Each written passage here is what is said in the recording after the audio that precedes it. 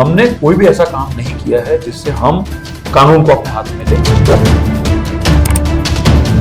अभी तोड़ तो रहे हो ना आप, तो थोड़ा तो टाइम दो माल खाली करने का कम से कम।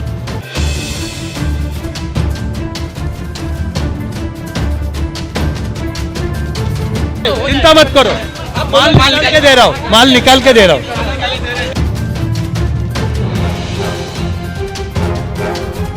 तो अगर बदमाशी करने का काम होता ना तो हम उनका माल जो है वो उठा के फेंक देते बाहर।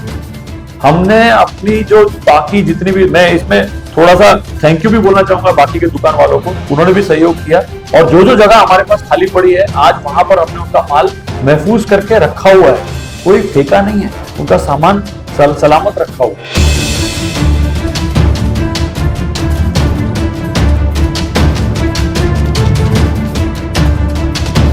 और ये भी नहीं कि वो माल उन्होंने रखा हो, हमारी अपनी लेबर, हमारी अपनी टीम ने उनके साथ में लगे। आपने खुद देखा होगा, आप थे वहां पर, कितने लोग थे उनकी तरफ से और कितने लोग थे हमारी तरफ से। अरे अगर हमको बदमाशी करनी है तो हम ये सब काम थोड़ी करते हैं।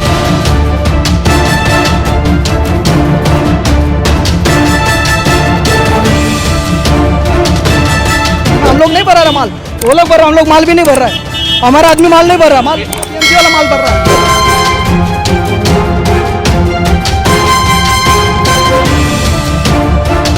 और उनको बोला आप खाली कर दीजिए, जो उन्होंने अमान्य कर दिया।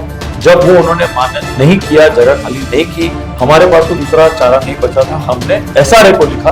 तो हमने उनको कंप्लेंट किया और उनको बोला कि भाई आप अभी इसमें अंदर आइए और इसको दुकान को खाली कराइए, तो ये नहीं मान रहे हैं। तो ये वो ऑर्डर है जो मैं आपके सामने रख रहा हूँ।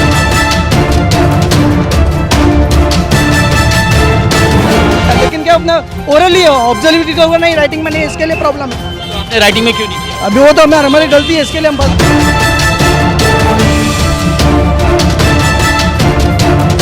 नहीं, गैर कानूनी नहीं, कानूनी तौर से हेयरिंग चल रही तो गैर कानूनी नहीं, नहीं आपके पास ऑर्डर है? है खाइए।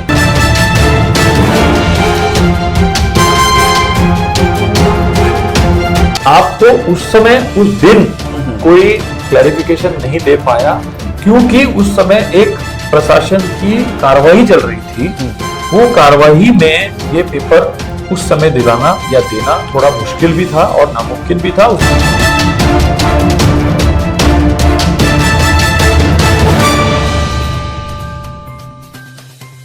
मैं हूं आफाक अहमद और आप देख रहे हैं न्यूज़ NSO इंडिया। जैसे कि हमने कई बार आपको रिपोर्ट दिखाई कि बिल्डर लॉबी मुंबई में किस तरह से चल रही है और उस बिल्डर लॉबी के खिलाफ हमने एक रिपोर्ट भी बताई थी कि किस तरह से लोगों के घर और मकान तोड़े जा रहे हैं। इसी टॉपिक को लेकर जब हमने रिपोर्ट चलाई तो कुछ लोगों ने हम पर एतराज किया कि आप जो वीडियो चला रहे हैं, जो न्यूज चला रहे हैं, वो वन साइड है। आप कम से कम आगे बात तो कर लीजिए कि इसके सामने जो लोग इनके अपोजिट में हैं उनका क्या मानना है, क्या उनके पास कोई डॉक्यूमेंट है या नहीं। तो ये बात हमारे दिल को लगी और हमने चाहा कि इसको क्लियर करें, हम सेकंड पार्टी से भी बात करें। तो आज उसी रिपोर्ट को लेकर हम करण सर के साथ मौजूद हैं, जिनके साथ हमारे हिसाब से एक अन्याय हुआ है कि इनकी जो रिपोर्ट चली है वो गलत तरीके से चली है, इनको ज्यादातर विलन दिखाया गया है। लेकिन ये कुछ हमसे कहना चाहते हैं, इस बात को भी हम आपके सामने रखें ताकि ये ना हो सके कि हमने किसी के साथ अन्याय किया है। सर, जिस तरह से धारावी के अंदर जो आपकी जगह थी वहां पर 2 टेनेंट ऐसे थे जो बार बार ये कह रहे थे कि हम यहाँ पर घर खाली नहीं करेंगे, दुकान खाली नहीं करेंगे, और उसे एसआरए ने तोड़ दिया। इस पर हमने रिपोर्ट बनाई थी। तो कई लोगों ने कमेंट सेक्शन में भी हमसे कहा और कई लोगों ने फोन करके कहा, आखिर आपने वहां पर हमें पेपर क्यों नहीं दिया? आफाक भाई, सबसे पहले तो मैं आपको थैंक यू बोलता हूँ कि आप आज यहाँ पर आए और ये क्लैरिफिकेशन आप मेरे से मांग रहे हैं। मैं उस समय इंडिया में नहीं था, बाहर था इंडिया के, और मेरे ख्याल से ये अपने आप में एक बहुत बड़ा एग्जाम्पल है कि अगर ये आरोप या प्रति आरोप लगता है कि डेवलपर के बोलने पर काम होता है, तो डेवलपर ही इंडिया में नहीं था। तो इसका मतलब कहीं ना कहीं हमको प्रशासन को वाहवा देना चाहिए कि वो अपना काम करता है। तो उस दिन जो काम हुआ वो प्रशासन ने अपना काम किया। हम ये बोलेंगे कि क्योंकि हम इस स्कीम को हम चला रहे हैं, हम अपना पैसा लगा रहे हैं और हमने इस स्कीम में डेवलपमेंट किया है, और इस स्कीम में तो मैं ये बोल सकता हूँ कि इसको हमने कंप्लीट किया है। ये जो लास्ट के 2 स्ट्रक्चर थे ये इस स्कीम का कंप्लीशन थे। इसके अलावा बाकी जितने लोग हैं वो अपने अपने घरों में जा चुके हैं और जो दुकान वाले और सबकी दुकानें मिल चुकी हैं। आपको उस समय उस दिन कोई क्लैरिफिकेशन नहीं दे पाया क्योंकि उस समय एक प्रशासन की कार्रवाई चल रही थी।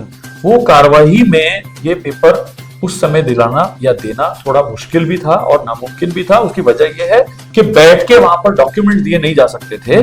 जो डॉक्यूमेंट की कार्रवाई थी वो पुष्टि सबसे पहले देखिए सरकार करती है, सरकारी महकमा करता है। ये प्रोजेक्ट सरकार के अंडर में है, ना कि आपके और मेरे पर्सनल अंडर में है। ये उनके नेतृत्व में है। उन्होंने इसको ऑर्डर दिया है खाली करने का, उसका उसने पालन नहीं किया था और उसके ऊपर उसने एक याचिका या अपील फाइल की थी। जो अपील खारिज हुई, उस खारिज हुई अपील को भी उसने मान्य नहीं किया और वो उस दिन हाईकोर्ट में गए थे। उसके पहले हाईकोर्ट में गए थे, जो हाईकोर्ट में उस दिन उसकी हियरिंग हुई और उसमें भी क्या ऑर्डर्स हुए, मैं कॉपी आपको भी दे रहा हूं, आप अपने रिकॉर्ड पे रखिए ताकि आपको भी पता हो कि इसमें हुआ क्या है। हमने कोई भी ऐसा काम नहीं किया है जिससे हम कानून को अपने हाथ में ले, नंबर 1। और इसमें जैसा मैंने आपको बोला, हमारा इन्वॉल्वमेंट लिमिटेड रहता है। हम एक वॉचडॉग की तरह है। हमारा काम है सरकार को ये बोलना कि सर आपने हमको जगह दी, आपने हमको ऑर्डर दिया कि इसमें बाबा जी आपको 200 घर बनाने हैं जो आपको आश्रा सोसाइटी के लोगों को देने हैं, 20 दुकानें बनानी है जो उनके लोगों को देनी है, 100 आपको मकान बनाने हैं जो आपको गवर्नमेंट को पीएपी करके हैंड ओवर करना है। हमने वो भी किया है। ये हमारे को ऑर्डर हुआ है जिसको हम एलओआई बोलते हैं। उस ऑर्डर के हिसाब से हमने काम किया है। अगर उसमें कोई आदमी कंप्लाई नहीं करता है, जैसे कोई दुकान वाला खाली नहीं करता है, मकान वाला खाली जगह नहीं करता है और प्रोजेक्ट को रोकता है किसी भी तरीके से, तो हमारे पास दूसरा जरिया क्या, हम किसको बोलेंगे जाके। वही मेरा अगला सवाल था आपसे कि आखिर सारे झोपड़े वहां से सारी दुकानें टूट गई थी, सारी दुकानें, लोग अपने अपने दुकानों में चले गए थे, ये 2 लोग क्यों वहां रुके और आपने इन्हें रुकने क्यों दिया? उसकी वजह यह है साहब कि ये जिस जगह पे बैठे थे, ये दुकानें जो ये चला रहे थे वो रोड के सेटबैक पर है, जो धारावी की रोड है और उसकी वाइडनिंग होनी। हम जहां पर अपना प्रोजेक्ट बना रहे हैं, जो दुकानें बना रहे थे, इनके लिए भी उस दुकान का काम करने के लिए इनकी कोई खासा जरूरत नहीं थी जगह की हमको। जैसे और भी लोग थे जो यहाँ पर बैठे थे, उनकी दुकानें हमको तोड़नी इसलिए पड़ी क्योंकि ट्रक के आने जाने के लिए जगह चाहिए थी, स्टील आता है, माल आता है, उसकी जगह चाहिए थी, इसलिए हमने अपने पैसे देके, भाड़ा देके उनको हमने खाली किया। यहाँ इन दोनों के केस में हमको कोई खासा जरूरत नहीं थी, इसलिए हमने कभी इनसे कोई ज्यादा बातचीत नहीं की। इनकी तरफ, हमारी तरफ से एक हमने इनको ऑफर भेजी जरूर थी अपने बंदे के थ्रू कि बात कर लीजिए, अगर खाली करना चाहते हो तो भाड़ा दे देंगे। लेकिन जवाब में ये आया था कि साहब वो लोग अपना धंधा कर रहे हैं, आपको जरूरत नहीं तो क्यों छेड़ रहे हो। तो हमने उसको इतना, जिसको बोलते हैं, इंपॉर्टेंस नहीं दी चीज को और हमने वहां पर उसको छोड़ दिया। और वो लगभग, आज मैं समझता हूँ, मुझे काम करते करते यहाँ पर इस बिल्डिंग का 4 साल होने आए। 4 साल में उन्होंने अपना धंधा किया है, सब कुछ किया है। 4 साल में उनको ये पता था कि हमारे आस पड़ोस के जितने भी लोग हैं तोड़ के जा चुके हैं, उनका सबका पुनर्वसन होने वाला है, हमारी भी दुकान का पुनर्वसन होने वाला है। तो उनको ये तो इल्म था ना, ये तो ध्यान था। लेकिन फिर भी उन्होंने जिद पकड़ के बैठे और जगह नहीं खाली की। तो ये गलती किसकी? तो एसआरए ने और आपकी तरफ से उनको नोटिस कब पहली बार दी गई? हमने दिसंबर में ऑक्यूपेशन ली थी सारी दुकानों की और सारे दुकान वालों को जिन्होंने अपनी अपनी दुकान खाली कर दी थी उनको सबको अलॉटमेंट दे दिया। उसी समय हमने इनको भी एक लेटर भेजा था कि भाई आपकी दुकान रेडी है, अपनी चाबी लीजिए, अपना अलॉटमेंट लेटर हमारे से आके लीजिए और आपकी जो दुकान अभी जगह पे खड़ी है वो रोड के ऊपर है, हमको वो जगह तोड़ के रोड की बीएमसी को हैंड ओवर करनी है, तो आप अपनी जगह हमको दे दीजिए। ये हमने उनको दिसंबर में एंड में या शायद जनवरी के पहले हफ्ते में लेटर लिखा है। तो हमने ये सवाल उठाया था उसी वक्त कि आप हमें डेमोलिशन का पेपर दिखाइए, आपके पास क्या प्रूफ है जिसके बिना पर आप इसकी दुकान तोड़ रहे हैं। तो उस वक्त किसी ने पेपर नहीं दिया, तो आज ये आपके पास पेपर है, तो जरा हमें बताएंगे कि क्या पेपर, क्या चीज है। देखिए, सबसे पहले तो जब हमने इनको नोटिस दिया था जनवरी के महीने में, उस समय एक सिंपल लेटर उनको लिखा था हमने कि भाई ये हमारी स्कीम है और ये आपकी दुकान है इस जगह के ऊपर। उसका प्लान वगैरह साथ में उनको दिया था और उनको बोला आप खाली कर दीजिए, जो उन्होंने अमान्य कर दिया।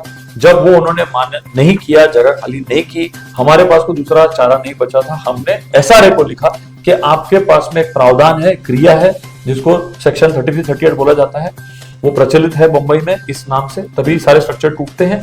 तो हमने उनको कंप्लेंट किया और उनको बोला कि भाई आप अभी इसमें अंदर आइए और इसको दुकान को खाली कराइए, बिकॉज ये नहीं मान रहे हैं। तो ये वो ऑर्डर है जो मैं आपके सामने रख रहा हूँ। 6 मार्च 2024 का ऑर्डर है जो SRA ने उन्हीं को दिया है, जिसमें उनका नाम भी लिखा है सबसे ऊपर, गौतम चंद शिवना नंबर 3 और गेवर चंद शाखरलाल नंबर 4। ये उनको दिया है ऑर्डर, और ये ऑर्डर होने के बाद उनको 1 महीने का टाइम दिया गया था कि आप 1 महीने में खाली कर दीजिए। यानी कि 6 अप्रैल तक का उनको टाइम मिला था कि आपको इसको खाली करना है दुकान को, और अपनी कायम स्वरूपी दुकान में जाना है जो दुकान बन चुकी है वहां पर, अभी जिसमें उनका सामान भी रखा हुआ है। अभी जिसमें उनका सामान रखा है। देखिए, दोनों में से एक आदमी तो जिसको बोलते हैं कि भली भांति जानता था कि मुझे जाना है, और उसकी इतनी ऑब्जेक्शन नहीं थी। मैं ऐसा समझता हूं कि वो बस एक दूसरे, देखो बोलते ना, एक दूसरे का साथ लेके चल रहे। फिर उनको जबरदस्ती क्यों तोड़ा गया और उनके माल को इतना, समझ लीजिए मैं, नुकसान माल का क्यों कराया गया? उसे टाइम दे दिया जाता था। सब जनवरी में नोटिस लिखा, फरवरी में वेट किया, मार्च में SRA ने ऑर्डर दिया जो कि 1 महीना मिला, अप्रैल पूरी निकल गई, मई में वो भाई साहब जाते हैं, अप्रैल में जाते हैं और जाके उसकी मतलब इन ऑफिसर की ऊपर की कमेटी के पास जाते हैं, जो कि कोर्ट की कमेटी है, जो एक तरह की कोर्ट ही है वो, जो पूरे बंबई की, जिसको ग्रीवेंस वहीं पर सुनी जाती है एज पर द लॉ, उसके पास जाते हैं। वो कमेटी 19 अप्रैल को इनकी सुनवाई करती है, और वो कमेटी 12 जून को अपना ऑर्डर पास करती है। सब 6 महीने निकल गए, और कितना टाइम देना है एक स्लम के झोपड़े को, जो कि रोड के ऊपर है, जिसकी दुकान बन चुकी है, उसको कितना टाइम देना चाहते हैं हम सब? यानी आप ये आरोप लगा रहे हैं कि उनको सारी चीज पता थी कि कल टूटने वाला है, फिर भी उन्होंने इतने लाख का माल अंदर जमा करके रखा? ये जबरदस्ती। जी जी जी, बिल्कुल बिल्कुल। जो सिचुएशन मैं तो था नहीं, लेकिन जो मैंने वीडियो देखा और सबसे मैंने जो बात सुनी है, उससे कोई बच्चा भी अंदाजा लगा सकता है कि ये इंसान को भली भांति पता था कि यहाँ क्या होने वाला है। माल जानबूझ के दबाया गया अंदर, ना कि माल रखा हुआ था, ना कि कोई धंधा चल रहा था। ये सब का सब जिसको बोलते हैं सोचा सोचा प्लान था कि कोई हमारी चीज तोड़ने आएगा, उसको इतनी तकलीफ दे दो कि वो तोड़ ही ना पाए। ऐसा प्राइमा फेसी तो मुझे दिख रहा है। अच्छा, दूसरी चीज मैं आपसे एक और बात ऐड करना चाहूंगा इसके अंदर कि बारिश का महीना है, बारिश सर पे है, और एक मात्र झोपड़ा वहां पर खड़ा है आपका, अभी टूटा फूटा, वो टूटा फूटा, तो उसमें आप माल रख रहे हो, वो भी इतना सारा माल रख रहे हो। जो मैंने आपके वीडियो में देखा, कोई एक जन बोल रहा है मेरा 20 लाख का माल है, कोई एक जन बोल रहा है मेरा 50 लाख का माल है, और एक जन का तो मैंने यहां तक सुना था, शायद उसने बोला कि 2 से लेके 50 लाख तक का माल है। ये भी मैंने सुना आपके वीडियो में। तो किसी को पता ही नहीं माल कितने का है, बस बोले जा रहे, क्योंकि आरोप लगाना है किसी के ऊपर। देखिए, बारिश का मैंने आपको एक तो माल का बताया, उसके अलावा मैं आपसे एक और बात ऐड करना चाहूंगा कि उनका जो माल है उसकी सेफ्टी के लिए हमने अपनी बाकी की दुकानें भी खोली और उनका माल उसमें रखा। और ये भी नहीं कि वो माल उन्होंने रखा हो, हमारी अपनी लेबर, हमारी अपनी टीम ने उनके साथ में लगे। आपने खुद देखा होगा, आप थे वहां पर, कितने लोग थे उनकी तरफ से और कितने लोग थे हमारी तरफ से। अरे अगर हमको बदमाशी करनी है तो हम ये सब काम थोड़ी करते। हम नहीं चाहते हैं कि किसी का नुकसान हो, हम नहीं चाहते थे किसी के साथ में गलत हो। हम अपनी तरफ से हर वक्त सहयोग कर रहे थे, वक्त पे वक्त दे रहे थे। उन्होंने इंतहा कर दी, उन्होंने अभी ऐसा हो गया था कि हमको, जिसको बोलते ना एकदम जिसको बोलते ना उठा के फेंक देने वाला काम किया हमारे साथ में। हमने उनको नहीं फेंका, उन्होंने हमको फेंक दिया था उल्टा। हमारे पास कोई चारा ही नहीं बचा था, फिर भी हमने अपनी तरफ से इंसानियत रखी कि नहीं भाई, किसी के साथ भी गलत था। अभी भी हमारा रवैया वही है। तो वो उनकी चीजें हमने सेव करके रखी है और अपनी टीम के थ्रू में। भले से ये आरोप की बात थी, लेकिन लोगों ने देखा कि नुकसान तो उनका हुआ ही है। अब चाहे वो उनकी गलती समझ ले चाहे या आपकी जोर जबरदस्ती समझ ले, लेकिन वो जगह जब उनको अलॉटमेंट हो चुका था तो उनको अपनी शॉप में चले जाना था। ये बात आपकी बिल्कुल दुरुस्त है। लेकिन अब क्या उनकी दुकान उनको दे दी गई है? क्या वो अपनी दुकान में चले गए हैं या अभी भी कुछ मैटर बाकी है? अभी उनकी दुकान उनको दे दी गई है, वो अपनी दुकान में चले भी गए हैं, उन्होंने अपना ताबा ले लिया है। लेकिन जहां तक जिसको बोलते हैं कोर्ट की कार्रवाई या उनकी जो उन्होंने अपील फाइल की है, वो तो अभी उन्हीं को ही उसके ऊपर कार्रवाई करनी है। या तो उसको विड्रॉ करें या फिर देखते हैं आगे। तो आपने उनको बताया था कि आपकी फ्रेंड की दुकान जो है बैक साइड पे जा रही है, कभी बात हुई थी उनसे? नहीं, ऐसा कभी कोई बातचीत नहीं। ये स्कीम में डायरेक्ट चला गया वहां पर। उन्होंने अपनी तरफ से ये कहानी बना दी। अच्छा, कि उनको यहाँ पर हमने फ्रंट में दिया और बाद में पीछे कर दिया, जैसे कोई हमारी से बातचीत कभी भी नहीं। वहां पर 8 टेनेंट थे और 4 दुकान थी, ये मामला कैसे हुआ? 8 टेनेंट थे, ये बात तो सच है, और वो रोड की तरफ फेस कर रहे थे। अभी जब स्लम होता है साहब, आप भी समझते हो, स्लम जो है वो कहीं भी फैलता है, लेकिन बिल्डिंग कहीं फैलती नहीं। बिल्डिंग के अपने कायदे कानून होते हैं, ओपन स्पेसेस छोड़नी पड़ती हैं। तो जो ओपन स्पेसेस हमको दोनों साइड पे छोड़नी पड़ी, उसके बाद जो मौजूदा जगह जो मिली हमको, हमने उसके अंदर उनकी प्लानिंग की है। और ये कहना सरासर गलत है कि उनको पीछे भेजा गया। ये जो आरोप लगाते हैं बार बार कि उनको पीछे भेजा गया है, उनको कोई पीछे नहीं भेजा गया है। धारावी मेन रोड एक तो चौड़ी हो रही है, हमारी प्लॉट के ऊपर से लगभग 10 से 12 फुट अंदर जा रही है, और हमारे साइड की भी रोड जो है 30 फुट की हो गई है, वो भी एक अच्छी खासी बड़ी रोड है। तो वो एक तरह से साइड पे आ गए हैं, ये बोलना ठीक होगा, लेकिन पीछे चले गए हैं ना, ये बार बार जो वो प्रोजेक्शन कर रहे हैं, कोर्ट में भी उन्होंने ऐसा प्रोजेक्शन किया, वो सरासर गलत है।